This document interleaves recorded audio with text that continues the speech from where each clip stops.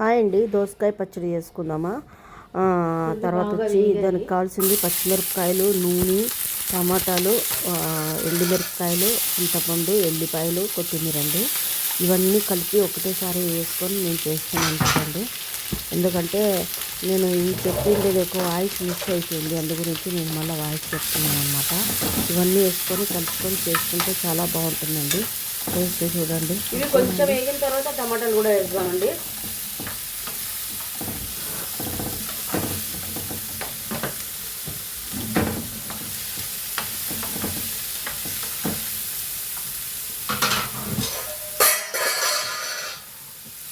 టమాటా ముక్కలు అలాగే ఎల్లిపాయలు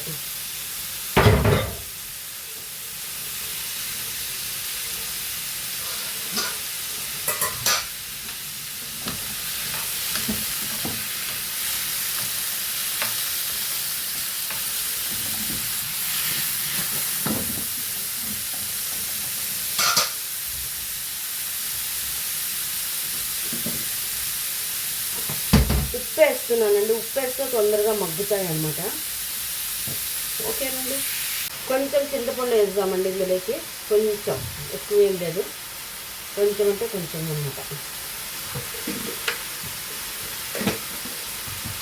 బాగా మగ్గిపోయాయండి, ఇంకా కొంచెం మగ్గాలి.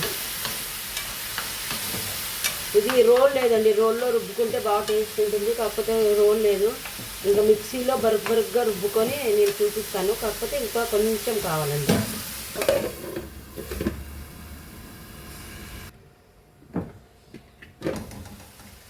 అయిపోయిందండి,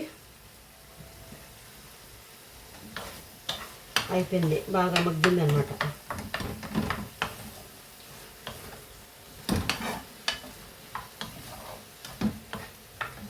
ఇది చల్లగా అయినాక నేను చూపిస్తానండి. చూడండి, పెద్దగా అయ్యి బాగా కోల్డ్ అయింది. ఇంకా దీన్ని మిక్సీలో వేద్దామండి. మిక్సీలో వేసి దరుగ్గా నేను చూపిస్తాను. అలాగే దీంట్లో కొన్ని ఉల్లిపాయలు కూడా వేసుకుంటే బాగుంటుందండి నమ్మలేదప్పుడు. చూడండి, ఇలా దరుగ్గా అయింది.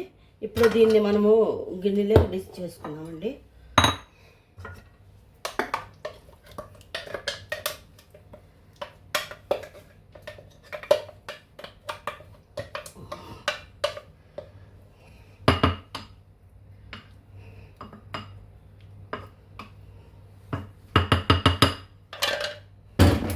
చూడండి, ఇలాగ దరుగ్గా ఉందండి.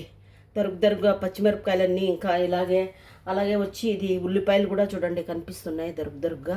ఇలా చేసుకొని తినండి, బాగుంటుంది అన్నంలోకి. దీంట్లో ఒక స్పూన్ నెయ్యి వేసుకొని తింటే ఇంకా టేస్ట్గా ఉంటుందండి. ఓకేనండి, థ్యాంక్ యూ. మర్చిపోయానండి, అలాగే రాయలసీమ తెలుగు అమ్మాయి, ఆంధ్ర అమ్మాయి, కేరళ వంటలకి స్వాగతం. ఇది మన స్వచ్ఛమైన ఆంధ్ర పచ్చడి అండి, దోసకాయ టమాటో పచ్చడి. ఓకే అండి. దీంట్లో నూనెలు వేసుకుంటారు, పల్లీలు వేసుకుంటారు, అవన్నీ ఇలా సింపుల్గా చేశాను, చాలా బాగుందండి. Okay, thank you.